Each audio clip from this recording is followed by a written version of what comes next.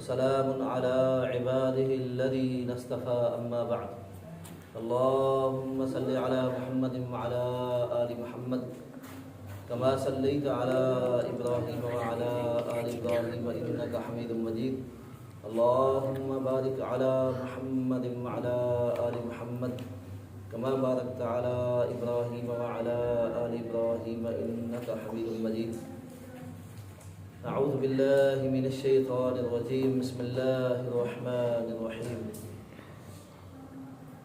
ومن الناس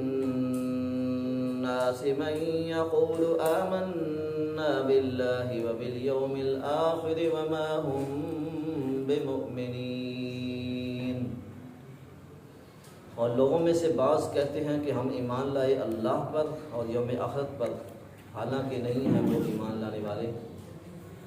يخادعون الله والذين آمنوا وما يخدعون إلا أنفسهم وما يشعرون۔ وہ دھوکہ دیتے ہیں اللہ تعالیٰ کو اور ان لوگوں کو جو ایمان لائے، اور نہیں وہ دھوکہ دے سکتے مگر اپنی جانوں کو، اور نہیں وہ شعور رکھتے۔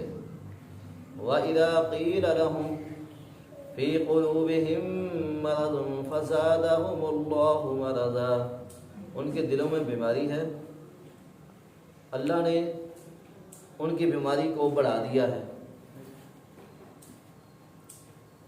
وَلَهُمْ عَذَابٌ أَلِيمٌ، اور ان کے لیے دردناک عذاب ہے، بما، اس وجہ سے، كَانُوا يَكْذِبُونَ، جو تھے وہ جھوٹ بولتے۔ وَإِذَا قِيلَ لَهُمْ لَا تُفْسِدُوا فِي الْأَرْضِ، اور جب کہا جاتا ہے ان کے لیے نہ تم فساد کرو زمین میں، قَالُوا إِنَّمَا نَحْنُ مُصْلِحُونَ، تو وہ کہتے ہیں کہ بے شک ہم تو اصلاح کرنے والے ہیں۔ أَلَا إِنَّهُمْ هُمُ الْمُفْسِدُونَ وَلَكِنْ لَا يَشْعُرُونَ، خبردار بے شک وہی فسادی ہیں اور لیکن وہ شعور نہیں رکھتے۔ وَإِذَا قِيلَ لَهُمْ آمِنُوا، اور جب کہا جاتا ہے ان کے لیے تم ایمان لاؤ، كَمَا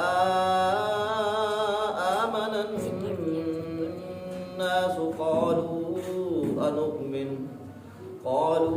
أَنُؤْمِنُ كَمَا آمَنَ السُّفَهَاءُ أَلَا إِنَّهُمْ هُمُ السُّفَهَاءُ وَلَكِنْ لَا يَعْلَمُونَ، اور جب کہا جاتا ہے ان کے لیے تم ایمان لاؤ جس طرح لوگ ایمان لائے، تو وہ کہتے ہیں کیا ہم ایمان لائیں جس طرح بے وقوف لوگ ایمان لائے؟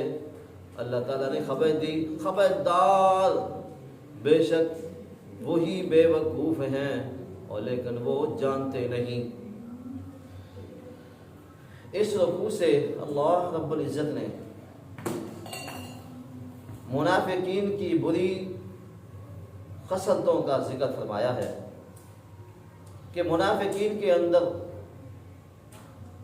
جو برائیاں پائی جاتی ہیں کہ ان کا ایمان جھوٹا ایمان ہے، وہ زبان سے تو اقرار کرتے ہیں لیکن دل سے اس کی تصدیق نہیں کرتے۔ اللہ رب العزت پر ایمان لانا،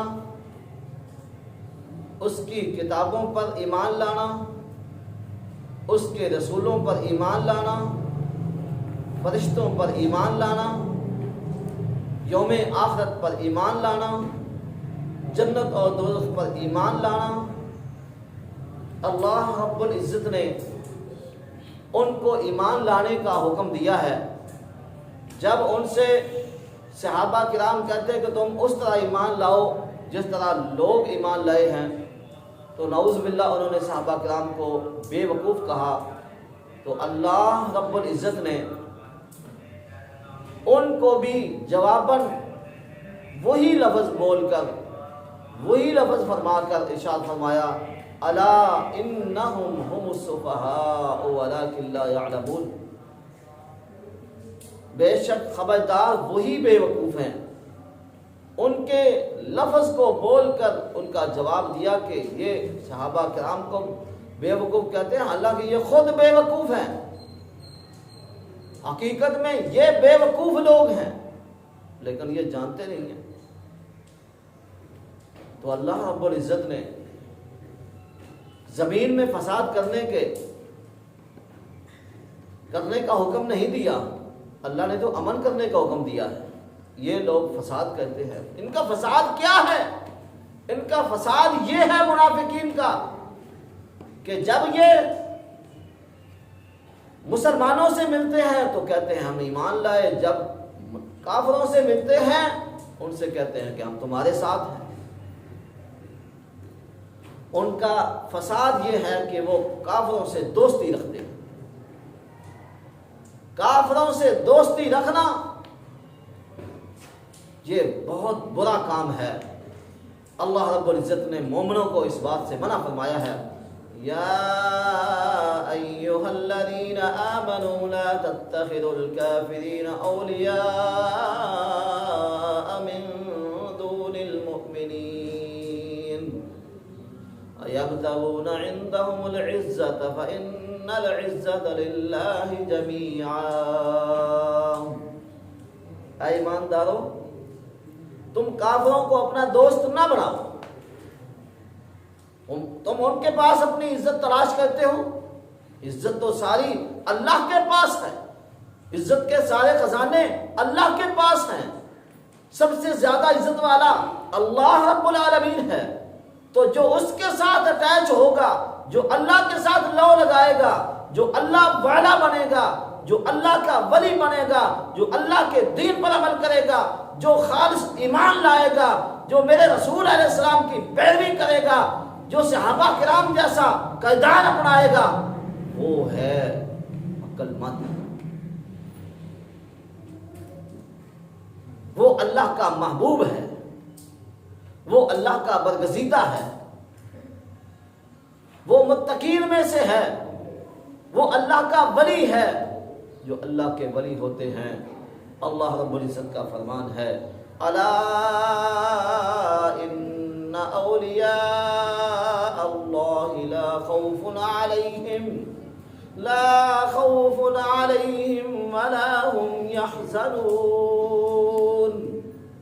خبردار، قیامت کے دن اللہ کے اولیاء پر کوئی خوف نہیں ہوگا، کوئی ڈر نہیں ہوگا، اور نہ وہ غم کھائیں گے، نہ پیچھے کا کوئی غم ہوگا، نہ آگے کوئی ان کو ڈر ہوگا۔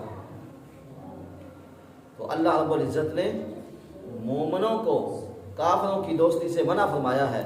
ان کا فساد یہ ہے منافقین کا کہ یہ کافروں سے دوستی رکھتے ہیں، اللہ نے اس بات سے منع فرمایا۔